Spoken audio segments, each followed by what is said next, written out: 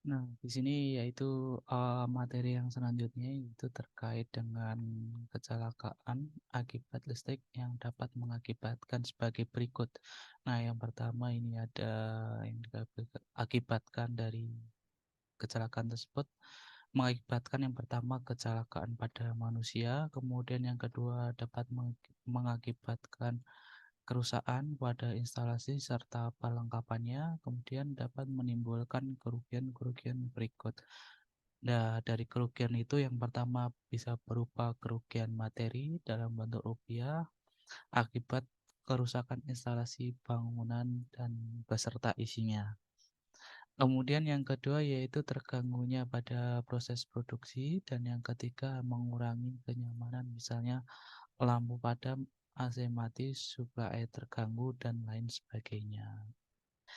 Nah, di sini kita akan coba membedakan ya terkait dengan pengertian sentuhan langsung maupun sentuhan tidak langsung dari bahaya yang timbul akibat sengatan listrik. Nah, di sini untuk pemahamannya terkait dengan sentuhan langsung adalah bahaya sentuhan pada bagian konduktif secara normal yang bertegangan.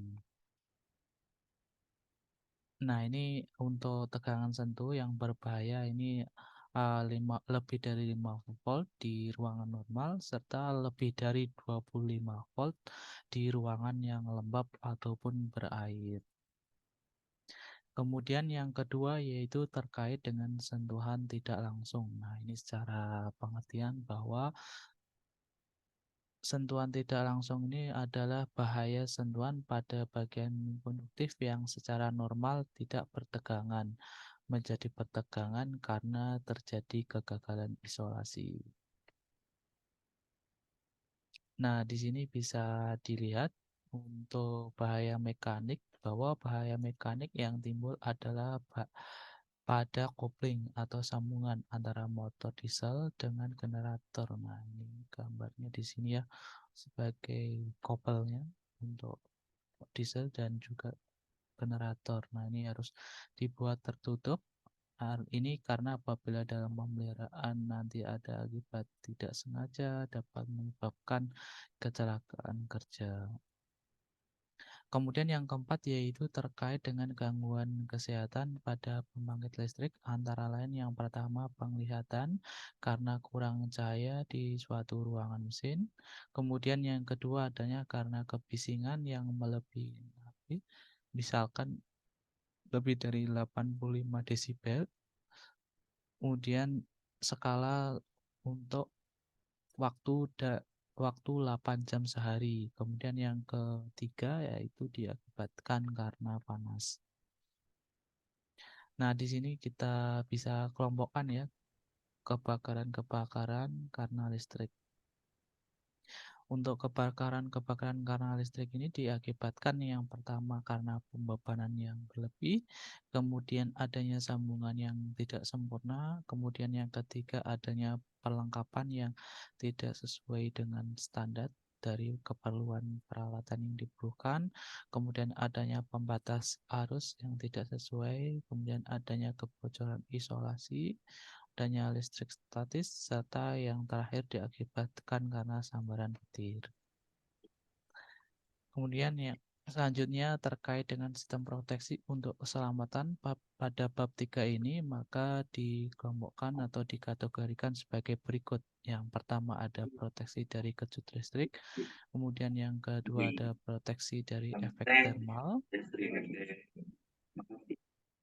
kemudian yang ketiga karena proteksi dari arus lebih, dan yang keempat ada proteksi dari tegangan lagi akibat petir, dan yang kelima ada proteksi dari tegangan kurang, dan yang terakhir merupakan pemisahan dan penyaklaran. Nah, di sini bisa dilihat ya untuk bahaya kejut listrik, baik dalam kejut langsung dan tidak langsung. Untuk waktu dan durasi ini paling kecil untuk waktu 1 detik yang diperbolehkan yaitu tegangan 90 volt dengan arus 480 mA. Sedangkan yang paling tinggi diperbolehkan 0,2 detik dengan tegangan 200 volt dengan arusnya sebesar 400 mA. Kemudian yaitu terkait dengan pengaman efek busur listrik. Nah, di sini untuk pengaman efek busur listrik ini terdiri dari Suaranya kecil ya Mas ya? oh kecil ya, Iya. masih kecil, Gimana Mas? masih kecil. Ya lumayan. Nah, di sini yaitu terkait dengan kontak-kontak saklar pada saat dibuka maupun pada saat dihubungkan seperti misalnya pada saat menghidupkan dan mematikan lampu atau peralatan listrik lainnya. Nah, ini akan terjadi lentukan bunga api. Efek busur listrik tersebut dapat memicu terjadinya suatu kebakaran apabila di sekitar terdapat uap, gas, atau debu yang mudah terbakar. Kemudian untuk selanjutnya yaitu terkait dengan sistem distribusi untuk peralatan dan ruang khusus. Nah, yang pertama yaitu distribusi suplai daya listrik untuk lift dan proteksi kebakaran. Di sini untuk lift dan pompa hidran, kemudian sprinkler atau sistem pengaman lainnya juga harus segera mendapatkan arus listrik pada saat suplai utama terganggu. Maka untuk sistem distribusi daya listrik sesegera mungkin mendapat arus dari power lainnya. Nah, ini harus ditarik dari sisi suplai ya sebelum saklar utama. Bisa dilihat pada contoh berikut ini merupakan contoh ya dari sistem double supply, ini dari supply dari PLN mensuplai ke beban, kemudian ini ada juga genset sendiri yang menyuplai sebagai backup suatu beban. Nah, ini ada untuk pemakaian pada operasi normal, sedangkan ini adalah ke unit khusus lift atau kayak kebakaran, sehingga diharapkan ini memiliki kehandalan yang lebih ya apabila ada salah satu yang off bisa disuplai dari sumber yang lainnya. Kemudian yang selanjutnya terkait dengan distribusi suplai daya listrik di rumah sakit ini dikelompokkan menjadi 3 kelompok kategori. Yang pertama adalah instalasi untuk utilitas dan bangunan yang tidak terpengaruh langsung terhadap pasien. Kemudian yang kelompok kedua adalah instalasi listrik untuk instalasi medik. Ya, ini yang sudah dijelaskan tadi. Ini untuk gambarnya. Kemudian yang selanjutnya yaitu terkait dengan prinsip proteksi bahaya listrik. Nah, ini untuk mencegah mengalirnya arus listrik yang mencegah mengalir arus listrik melalui tubuh manusia. Nah, di sini untuk membatasi nilai arus listrik di bawah arus kejut listrik. Kemudian juga memutuskan suplai secara otomatis pada saat terjadinya gangguan. Kemudian yang selanjutnya yaitu terkait dengan proteksi bahaya sentuhan langsung. Yang pertama metodenya. Nah, metode sendiri ini bisa dikelompokkan menjadi 6 poin. Yang pertama itu isolasi bagian aktif, kemudian yang kedua ada penghalang atau selungkup, yang ketiga rintangan, dan keempat adalah jarak aman atau di luar jangkauan, yang kelima ada gawai proteksi arus sisa, dan yang keenam adalah isolasi lantai kerja. Nah, ini yang perlu diperhatikan ya metode-metode yang bisa dilakukan terhadap adanya sentuhan langsung. Nah, terkait dengan proteksi bahaya sentuhan langsung ini, kita juga harus memperhatikan ya jarak aman di luar jangkauan nih. Misalkan tegangan 1 kV, maka jarak amannya ada 50 cm hingga yang paling tinggi 500 kV dengan jarak aman 300 cm. Kemudian yang selanjutnya adalah proteksi bahaya dari sentuhan tidak langsung. Yang pertama ada dari sistem. Nah, ini sistem ini ada pembumian pengaman ya. Kemudian yang kedua juga dari sistem. Nah, yang kedua ini adalah dari hantaran pengaman. Yang ketiga adalah dari pembumian netral pengaman.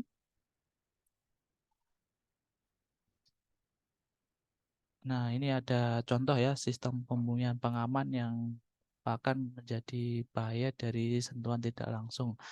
di mana untuk sistem pembumian pengaman atau PP memiliki tujuan pembumian yaitu bila terjadi arus bocor atau hubung singkat, arus akan tersalur ke bumi yang akan menyebabkan meningkatnya arus sehingga pengaman akan terputus secara otomatis. Nah, ini bisa kita lihat untuk gambar pengkawatannya untuk fasa tunggal 2 kawat. Ini ada fasa, kemudian ada netral yang terhubung, dan juga ini pembumian pada peralatan. Kemudian untuk gambar yang kedua ini ada sistem hantaran pengaman. Nah, tujuannya adalah bila terjadi arus bocor atau hubung singkat, arus akan tersalur ke bumi melalui penghantar pengaman sehingga arus meningkat dan pengaman akan terputus secara otomatis. Nah, ini bisa dilihat ya. Jadi nanti arus hantaran ke bumi langsung bisa disalurkan seperti itu. Jadi kita akan lebih aman pada saat memegang pada bodi suatu peralatan. Kemudian yang ketiga ada sistem pembumian netral pengaman atau PNP. Nah, di sini untuk netral pembumian bisa dilihat untuk pembumian pada eh, instalasi juga terhubung ke peralatan. Nah, di sini yang selanjutnya yaitu sistem proteksi pada petir. Pada sistem proteksi petir ini mengacu pada referensi yang pertama adalah Peraturan Menteri Tenaga Kerja Nomor 2/Men/Tahun 1989 tentang instalasi penyaluran petir. Nah, ini berlaku sistem proteksi eksternal atau sistem proteksi bahaya sambaran langsung. Kemudian yang kedua yaitu mengacu pada standar SNC nomor 225 tahun 1987 pada PUIL 1987 sebagai rujukan untuk sistem proteksi internal atau proteksi bahaya sambaran tidak langsung.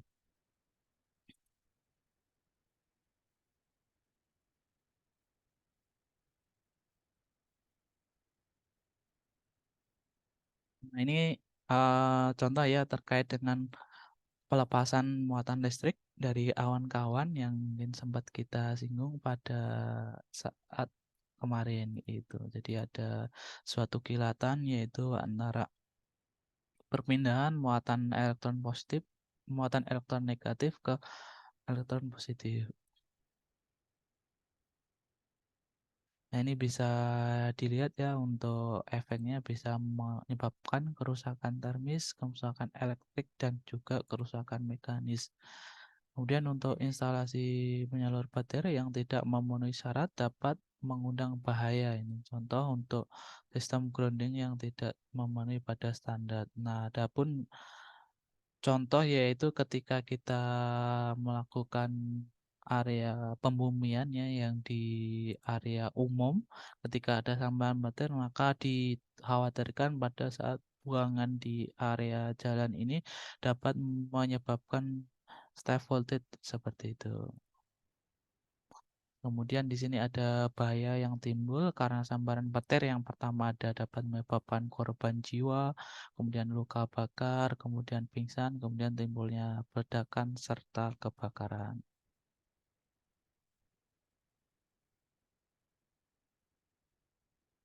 Di sini yaitu terkait dengan konsepsi proteksi bahaya ya. Yang pertama ada perlindungan sambaran langsung dengan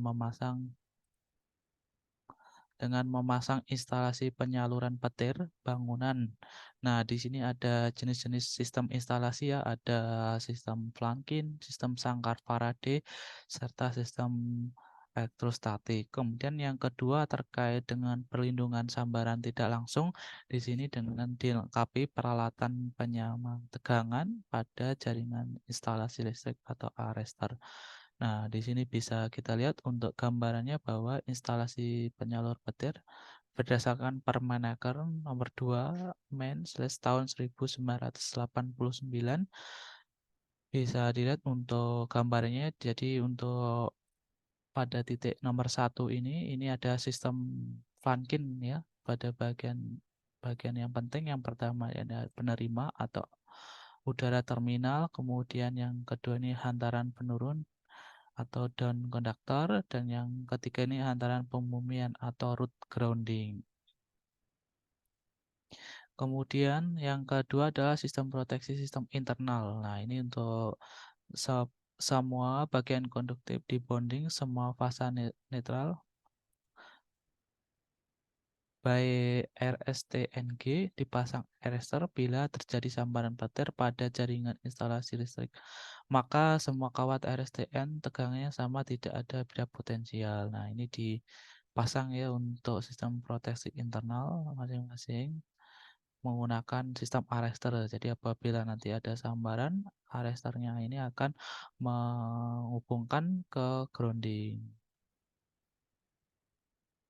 Kemudian yang selanjutnya yaitu pada lift yang berbahaya, ini yang mengandung bahaya serta mengakibatkan kefatalan, seperti itu. Nah, di sini terkait dengan K3 pada lift, dasar hukumnya yaitu mengacu pada Undang-Undang Nomor 1 Tahun 1970 terkait dengan keselamatan kerja, pasal 2 ayat 1 huruf F, terkait dengan ruang lingkup, bahwa setiap tempat di mana listrik dilakukan pengangkutan barang, binatang atau manusia baik di darat maupun di terowongan, permukaan air, dalam air maupun udara. Nah, itu merupakan ruang lingkup yang dijelaskan dalam lift pengangkut. Nah, yang selanjutnya yaitu terkait dengan sistem pelaksanaan K3 lift, ini ada syarat teknis. Adapun untuk syarat teknis ini yaitu mengacu pada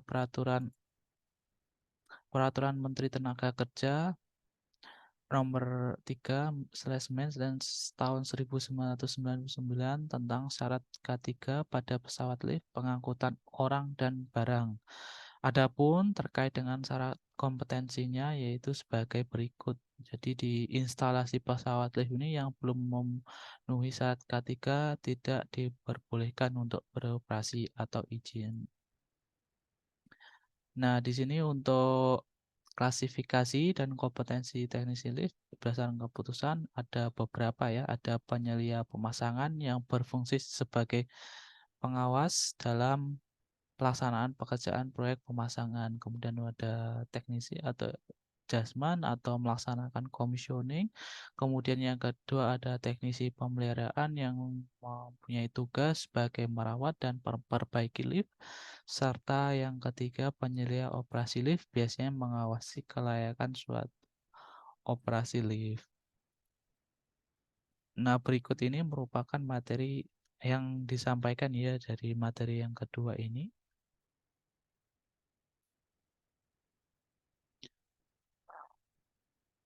Saya akan coba lanjutkan kembali untuk materi yang ketiga.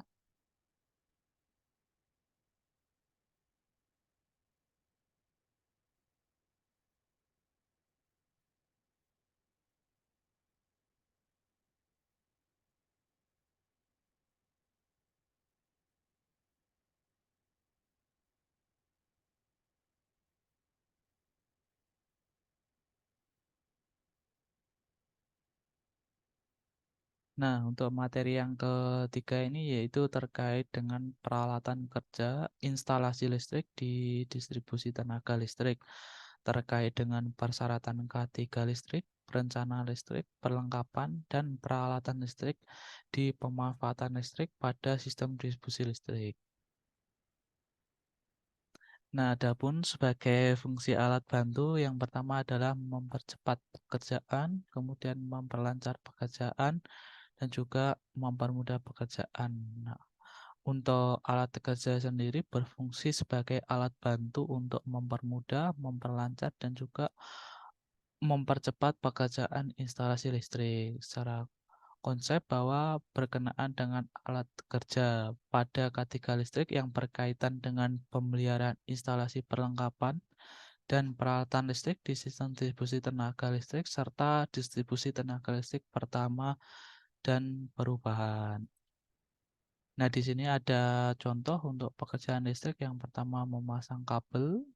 Untuk sub itemnya yang pertama yaitu menyambung kabel, mengupas kabel, memotong kabel, memotong pipa dan mengklem kabel pipa. Untuk yang kedua yaitu memasang saklar, fitting, stop kontak, dan lain-lainnya dengan sub-item yaitu mengencangkan dan mengendorkan baut atau skrup.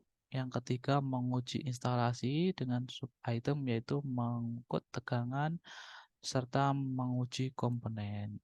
Nah, di sini ada contoh ya alat-alat instalasi kerja yang mungkin Bapak Ibu, semuanya sudah sering gunakan pada saat pemeliharaan ataupun yang lainnya. Nah, di sini merupakan alat multimeter yang bisa digunakan sebagai pengukur AVO ya, ampere, volt, ohmmeter, serta baik DC maupun AC. Kemudian di sini ada touchpen ya sebagai pengecek ada tidaknya arus listrik pada suatu titik atau terminal instalasi. Nah, ini juga sudah familiar di kalangan kita semua. Kemudian ini cara penggunaannya. Nah, di sini juga terdapat obeng ya yang berfungsi untuk membantu memudahkan dalam mengendorkan atau mengencangkan skrup untuk perawatan pemasangan instalasi. Kemudian yang selanjutnya ada tang. Di sini ada tang panjang, tang kupas, tang potong, dan tang kombinasi. Kemudian juga ada palu atau pukul untuk klem dalam ini ya, mengatur dan juga memudahkan dalam pemasangan instalasi kabel pada dinding. Kemudian ini gergaji yang berfungsi untuk memotong pipa PVC sebagai alat bantu dalam perapian suatu instalasi. Kemudian ini ada tangga bantu untuk area-area yang lebih tinggi. Lalu ini yang menjadi pertanyaan, apakah Anda pernah kesetrum? Mungkin dari kita semua yang sering bekerja dalam keadaan listrik sudah sedikit pernah merasakan ya seperti itu gitu. Nah, yang selanjutnya yaitu terkait dengan bahaya listrik terhadap manusia, sebab-sebab kecelakaan listrik adalah sebagai berikut. Nah, ini yang pertama yaitu karena kabel hantaran terbuka, kemudian yang kedua karena jaringan dengan hantaran telanjang, yang ketiga ada peralatan listrik yang rusak, yang keempat karena kebocoran listrik pada peralatan dengan rangka logam, yang kelima yaitu peralatan atau hubungan listrik yang dia biarkan terbuka, dan keenam pergantian sikring yang tidak sesuai dengan kapasitas, serta yang ketujuh penggunaan steker yang bertumpuk.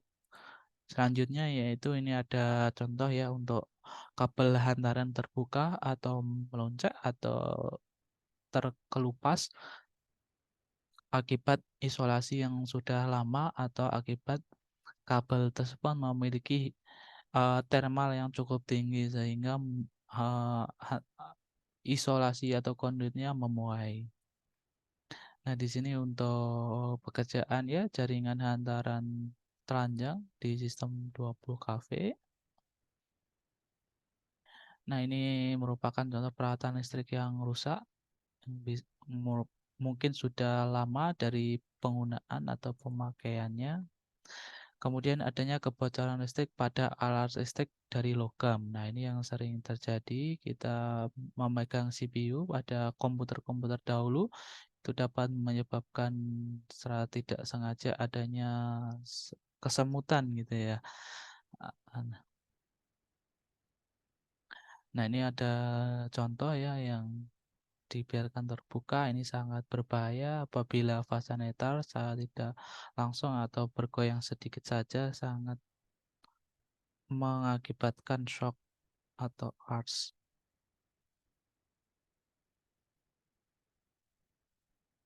Kemudian yang selanjutnya yaitu penggantian sekring yang melebihi kapasitas. Nah, di sini yang seharusnya bisa bekerja untuk trip, misalkan melebihi kapasitas, maka sistem tidak bekerja dengan aman.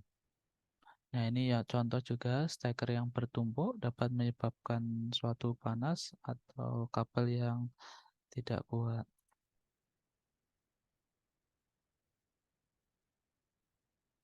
Kemudian ini untuk K3 instalasi listrik mengacu pada diatur dalam kuil ya, persyaratan umum instalasi listrik. Nah, untuk kuil sendiri ini merupakan kumpulan peraturan yang harus ditaati dalam instalasi ketenagalistrikan serta juga penerbit biasanya menggunakan SPLN serta kuil dengan beberapa ini ya versi yang harus digunakan. Nah, ini bisa menggunakan untuk versi build berdasarkan build yang terbaru. Nah, ini masih menggunakan contoh untuk sistem build tahun 2000. Adapun untuk tujuan build di sini yang pertama untuk melindungi manusia dari bahaya listrik, kemudian yang kedua keamanan instalasi dan peralatan listrik, kemudian yang ketiga menjaga gedung dan isinya dari bahaya kebakaran akibat gangguan listrik, yang keempat menjaga ketenaga listrik yang aman dan efisien. Nah, di sini untuk K3 yang berkaitan dengan peralatan listrik berdasarkan PUIL ayat 920 huruf B6, yang pertama adalah peralatan rusak segera diganti, kemudian yang kedua tidak diperbolehkan mengganti pengaman dengan kapasitas yang lebih besar. Kemudian yang kedua itemnya yaitu mengganti kawat pengaman lebur dengan yang lebih besar. Kemudian yang ketiga memasang kawat tambahan untuk menambah daya. Nah, ini hal-hal yang tidak diperbolehkan dan perlu diperhatikan. Sedangkan untuk yang poin 3 yaitu bagian pertegangan harus ditutup, dan yang keempat untuk peralatan listrik dengan rangka logam harus ditanahkan atau grounding. Nah, ini bisa kita lihat ya untuk steker di sini untuk stop kontaknya sudah dipasang untuk grounding pengaman, sehingga untuk alat yang digunakan ini akan aman dan bisa mengurangi adanya kebocoran arus atau akibat sentuhan tidak langsung tersebut. Nah, ini juga untuk contoh ya, ini bisa dapat menyebabkan suatu shock atau arus bocor dari mesin cuci akibat tidak dilakukan pemasangan pembumian seperti itu. Nah, ini sedangkan yang gambar kanan ini yang sudah dipasang pembumian dengan baik, yang ini ada kabel pembumian hingga menuju ke stop kontak pada peralatan. Sedangkan ini ada pada pembumian utama saja. Kemudian untuk output dari KWH tidak dipasang. Nah, yang selanjutnya yaitu K3 yang berkaitan dengan tempat kerja, ini mengacu pada PUIL ayat 920 huruf A1, di mana ruangan yang di dalamnya terdapat peralatan listrik terbuka diberi tanda peringatan awas berbahaya atau bisa menggunakan segitiga berwarna kuning dengan simbol listrik seperti itu. Kemudian yang kedua berhati-hati bekerja di bawah jaringan listrik, dan yang ketiga perlu menggunakan peralatan pelindung bila bekerja pada tempat rawan yang berbahaya listrik. Nah, ini sebagai contoh ya untuk area-area yang bertegangan tinggi kita bisa kasih sign seperti berikut. Nah, ini untuk pekerjaan di tempat berbahaya, ini ya, seharusnya perlu juga memperhatikan untuk APD-APD yang diperlukan. Nah, ini juga harusnya ada koordinasi, safety induction, dan juga job analysis apabila bekerja pada saat keadaan keadaan bertegangan. Kemudian ini juga beberapa alat APD yang dilengkapi dan harus digunakan berdasarkan pada skup dan area kerjanya. Kemudian terkait dengan K3 yang berkaitan dengan pelaksanaan pekerjaan instalasi listrik, ini harus diperhatikan hal-hal sebagai berikut. Yang pertama adalah seorang pekerja listrik harus memiliki pengetahuan tentang kelistrikan yang ditetapkan oleh PLN atau standar PLN. Kemudian yang kedua, pekerja dilengkapi dengan alat pelindung dalam pekerjaan listrik. Yang ketiga, peralatan dan cara pemasangannya sesuai dengan PUIL. Yang keempat, bekerja dengan peralatan yang baik dan standar sesuai dengan ketentuan yang dipersyaratkan. Kemudian yang kelima, tidak memasang steker yang berlebih atau bertumpuk dari contoh yang pada slide berikutnya, dan yang keenam tidak melepas steker yang dengan menarik kabel. Nah, ini dapat menyebabkan kerusakan atau lepasnya connection pada colokan kabel tersebut. Kemudian di sini untuk jenis-jenis alat pelindung diri yang mungkin Bapak Ibu sudah sangat familiar di area kerja masing-masing dan juga sering menggunakan ya. Jadi ada alat pelindung kepala, alat pelindung pernafasan, alat pelindung telinga, alat pelindung mata dan muka. Kemudian ada alat pelindung badan, alat pelindung anggota tubuh, alat pencegahan jatuh atau safety harness yang bisa dipakai. Serta yang kedelapan adalah pencegahan tenggelam apabila bekerja di kedalaman.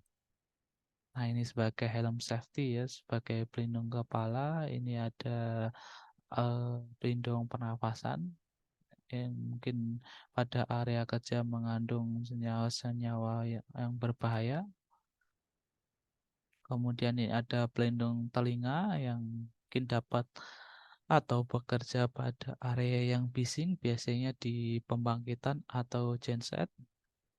Kemudian ini ada pelindung muka atau pelindung mata. Ini berfungsi untuk melindungi mata dari debu atau angin yang cukup tinggi. Kemudian ada pelindung badan sebagai ini ya tanda juga pengenal. Di sini juga mengidentifikasikan apabila di area yang gelap bahwa ini ada pekerja yang ada di area tersebut. Kemudian ini untuk pelindung pada anggota badan ya, ini ada sepatu dan juga sarung tangan safety. Nah, ini ada alat pelindung jatuh. Yang selanjutnya yaitu terkait dengan kotak P3K di tempat kerja. Nah, kotak P3K ini sangat penting ya sebagai pembantu atau medis dalam keadaan pertolongan pertama darurat di area kerja. Nah, di sini dalam P3K di tempat kerja ini memiliki ketentuan sebagai berikut. Yang pertama, apabila tempat kerja dengan unit kerja ini berjarak 500 meter atau lebih, maka masing-masing unit kerja harus menyediakan kotak P3K sesuai dengan jumlah tenaga kerja tersebut. Kemudian yang kedua, apabila tempat kerja pada lantai yang berbeda di gedung bertingkat, maka masing-masing unit bekerja harus menyediakan kotak P3K sesuai jumlah tenaga kerja. Satu kotak B setara dengan dua kotak A, kemudian satu kotak C setara dengan dua kotak B. Kemudian terkait dengan peraturan perundang-undangan terkait di sini mengacu pada Kepdirjen Pembinaan Pengawasan Ketenagakerjaan nomor Kep 53/DJPPK/8/2009 tentang pedoman pelatihan dan pemberian lisensi petugas P3K di tempat kerja. Yang pertama yaitu mekanisme pelatihan petugas P3K, kemudian yang kedua mekanisme penerbitan sertifikat, dan yang ketiga adalah lisensi petugas P3 di tempat kerja. Yang selanjutnya terkait dengan dasar hukum mengacu pada Undang-Undang Nomor 1 Tahun 1970 terkait dengan Undang-Undang Tenaga Kerja. Di sini tujuan dari K3 yang pertama adalah melindungi tenaga kerja dan orang lain yang ada di area kerja, kemudian yang kedua aset perusahaan dan lingkungan tempat kerja. Nah, di sini untuk Undang-Undang Nomor 1 Tahun 1970 Keselamatan Kerja ini ada Accident Prevention dan juga Undang-Undang Nomor 20 Tahun 2002 tentang Ketenagalistrikan. Adapun di sini untuk K3 memiliki tujuan K3 listrik yaitu menjamin keandalan instalasi listrik sesuai dengan tujuan penggunaannya. Kemudian yang kedua yaitu mencegah timbulnya bahaya akibat listrik, baik dari bahaya sentuhan langsung maupun dari bahaya sentuhan tidak langsung. Kemudian yang ketiga juga dari bahaya adanya kebakaran listrik.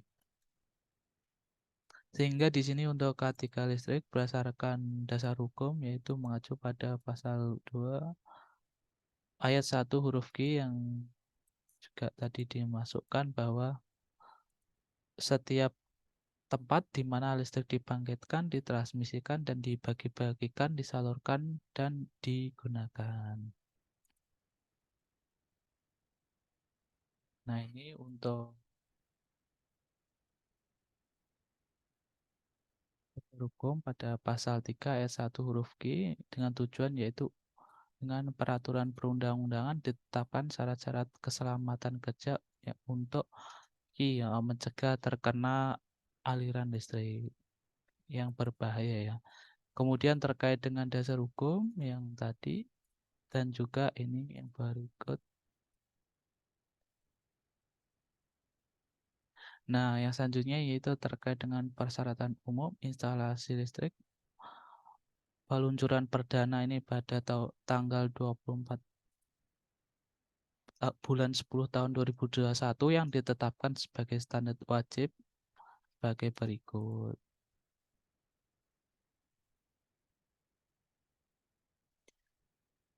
Oke, yang selanjutnya yaitu terkait dengan pengertiannya bahwa suatu instalasi listrik ini merupakan instalasi mulai dari pembangkit tenaga sampai titik pengguna akhir. Nah, untuk peralatan listrik adalah setiap alat pemakai listrik, sedangkan perlengkapan adalah komponen-komponen yang diperlukan pada jaringan instalasi listrik. Bisa dilihat di sini untuk bahaya, kejut langsung, dan tidak langsung.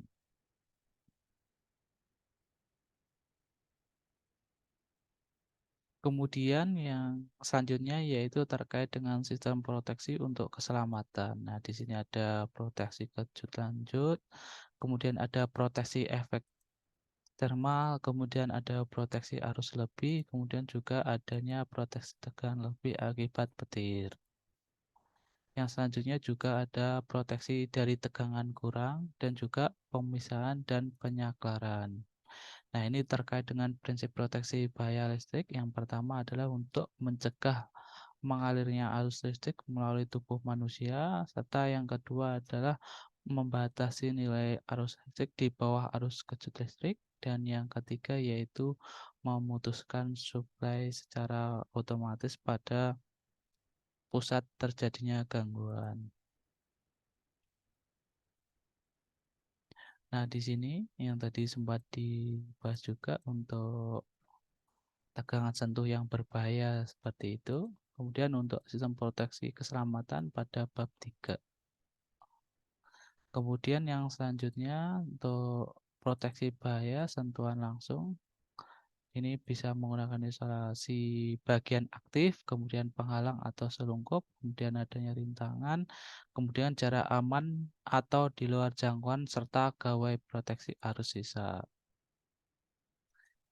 Yang selanjutnya yaitu terkait dengan kebakaran karena listrik, yaitu karena dapat disebabkan dari pembebanan lebih, sambungan tidak sempurna, perlengkapan tidak sesuai standar, pembatas arus yang tidak sesuai dengan serta kebocoran isolasi dan listrik statis.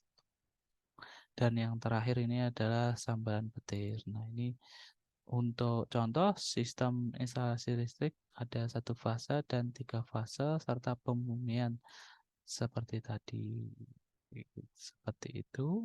Ini ada contoh juga untuk sistem hantaran netral pada pembumian yang dihubungkan dengan netral.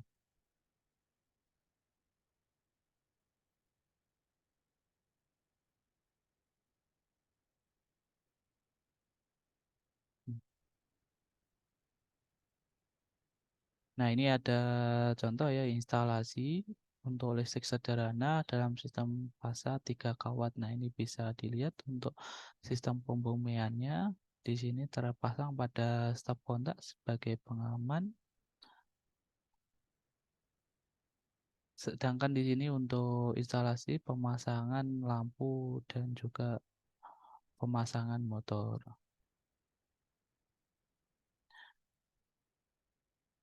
Di sini terdapat pengaman ya, jadi nomor satu ini merupakan membatas arus, kemudian yang kedua ini merupakan pemutus yang dapat menghubungkan ya, jadi bisa bergerak. Kemudian yang ketiga ini merupakan grounding ke pembumian, dan yang keempat ini ada cycling, yang kelima ini ada kontak-kontak yang namanya tusuk kontak, dan yang ketujuh adalah polaritas. Nah, ini biasa kita menggunakan untuk fasa sebagai pemisah, karena nanti misalkan ada pemeliharaan akan lebih aman atau safety apabila dari sisi fasa yang dipisahkan, seperti itu.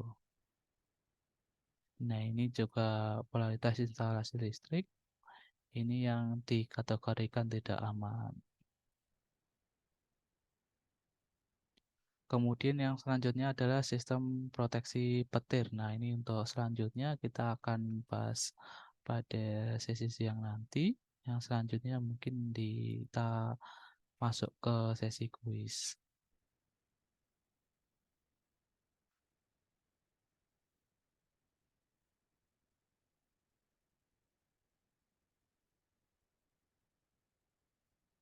Mungkin ada yang ditanyakan, bisa langsung diajukan. Untuk soal pretest ini bisa dilihat pada layar monitor masing-masing. Saya juga akan coba share untuk soalnya ke chatbox.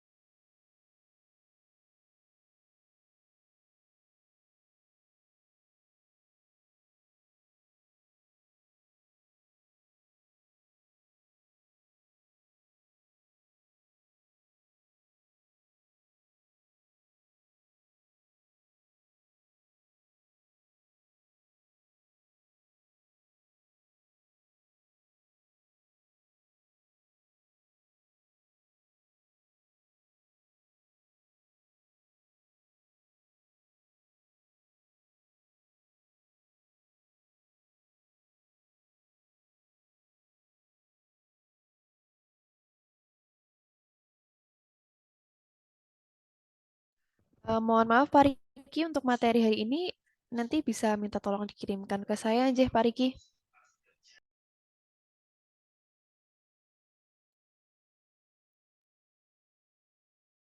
Saya kirim ke grup chat ya. Oke, silahkan boleh Pak.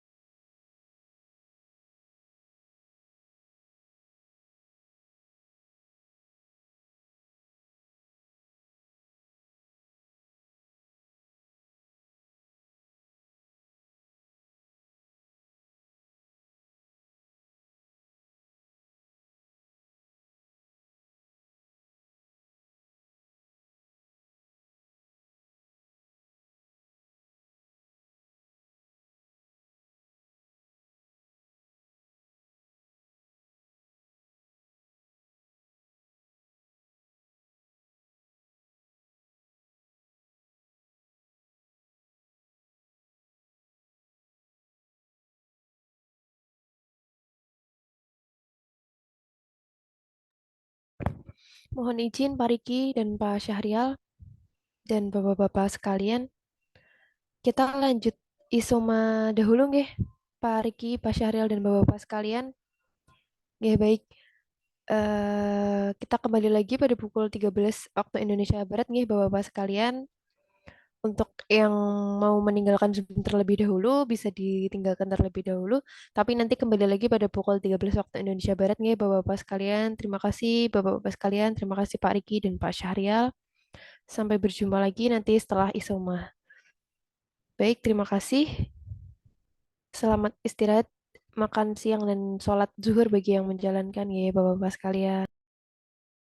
Terima kasih, Bu. Masih Bu, lanjut.